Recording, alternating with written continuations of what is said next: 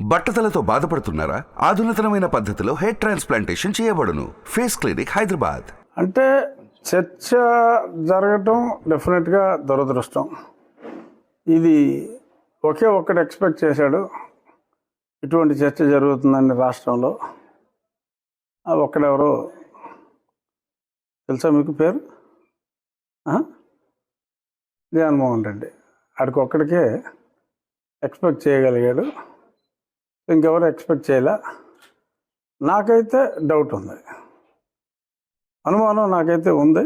కానీ ఎన్నోసార్లు అతను అనుకున్నది చేయలేకపోయాడు. నన్ను డిస్క్వాలిఫై చేయలేకపోయాడు, నన్ను చంపలేకపోయాడు, అలా చాలా విషయాల్లో ఫెయిల్ అయ్యాడు. ఇక్కడ కూడా ప్రయత్నంలో అతను ఫెయిల్ అవుతాడు అనుకున్నాను, కానీ టెంపరీగా సక్సెస్ అయ్యాడు. ఖచ్చితంగా మనస్ఫూర్తిగా నేను నమ్మి చెప్పేది ఏంటంటే 3-4 రోజుల్లో తప్పకుండా కూటమి తిరిగి నన్ను, అది బీజేపీ కావచ్చు, టీడీపీ కావచ్చు, ఏ పార్టీ అయినా కావచ్చు, గతంలో నేను ఎందుకని చెప్పానో, ఏ పార్టీయో నేను ఇప్పుడు చెప్పలేనని చెప్పింది ఈ ముందు చూపుతోటే చెప్పా. పలానా పార్టీ అంటే ముందు ఆ పార్టీకి వలేసేస్తాడని చెప్పి నేను ముందు చూపుతో ఏ పార్టీయో చెప్పకుండా నేనున్నా. బట్ ఎనీహౌ తప్పకుండా కూటమి తరపున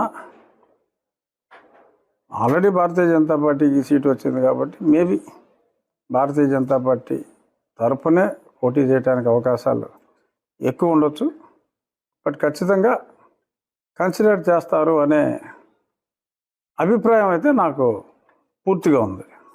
అయితే ఎటువంటి ఐడియా లేదు, చూద్దాం. ప్రస్తుతానికి ఇంకా నేను ఏ పార్టీలో లేను. ఆ పార్టీలు కూడా అదే చెప్తున్నాయి. ఒక పార్టీ మరి జాయిన్ అవ్వకుండా ఎలా ఇస్తామని చెప్పి మరి తిరుపతికి సీట్ కన్ఫర్మ్ చేసి జాయిన్ చేసుకున్నారు. అంటే అబద్ధం ఆడినా కూడా పాపం అరగంటలో దొరికేశారు. అలాగా కొద్దిమంది ఇంకో పార్టీలో కూడా ఇలాంటి ప్రచారమే చేయాలనుకున్నారు.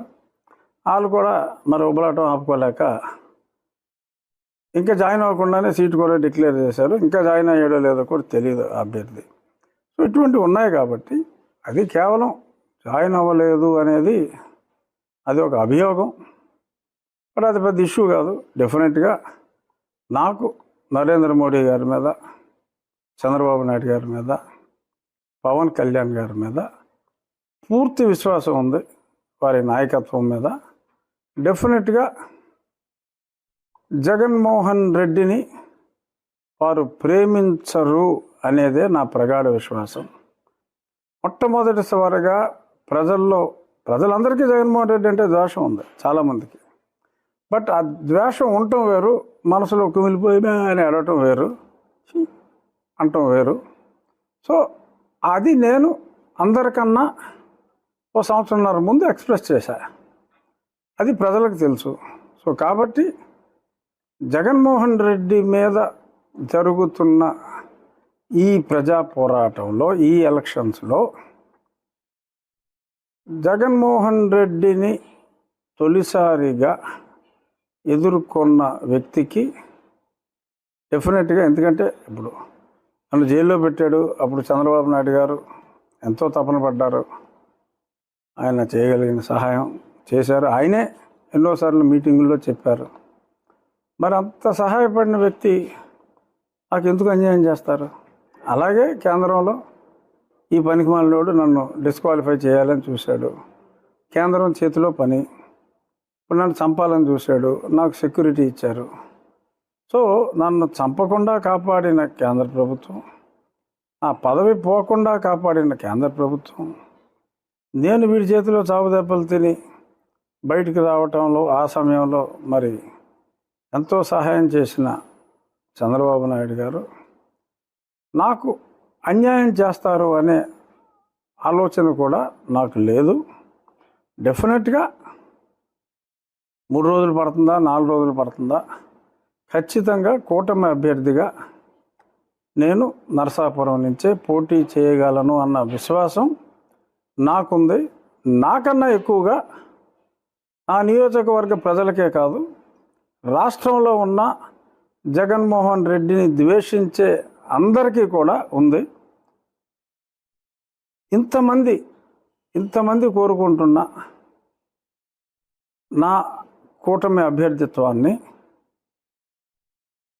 ప్రజల మ్యాండేట్ కోసం ఇవాళ అందరూ ప్రతి ఓటర్ని కూడా కాలు పట్టుకుని బతిమాలవలసిన ఈ పరిస్థితుల్లో ఎంతోమంది యాంటీ జగన్మోహన్ రెడ్డి వ్యక్తులు ఉండగా, వాళ్ళందరూ నన్ను అభిమానిస్తూ ఉండగా,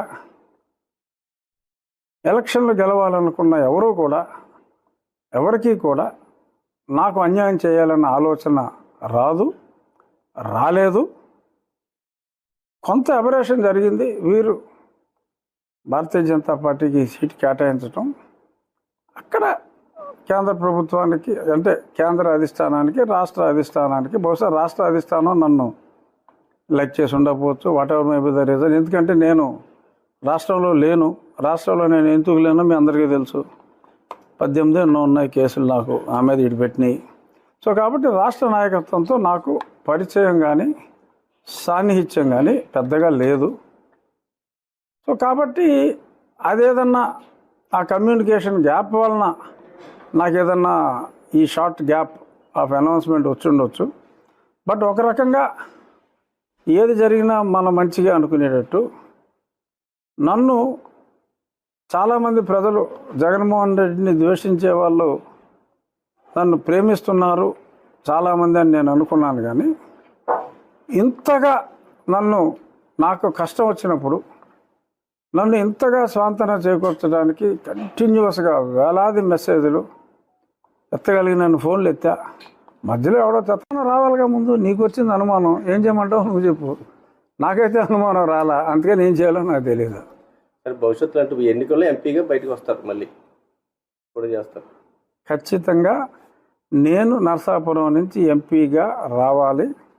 జగన్మోహన్ రెడ్డి అనేవాడు ఇక్కడ ఎన్నికల్లో ఓడిపోవాలి, రాష్ట్ర ఎన్నికల్లో అనేది మెజారిటీ ప్రజల అభిప్రాయం ఈ రోజుకి.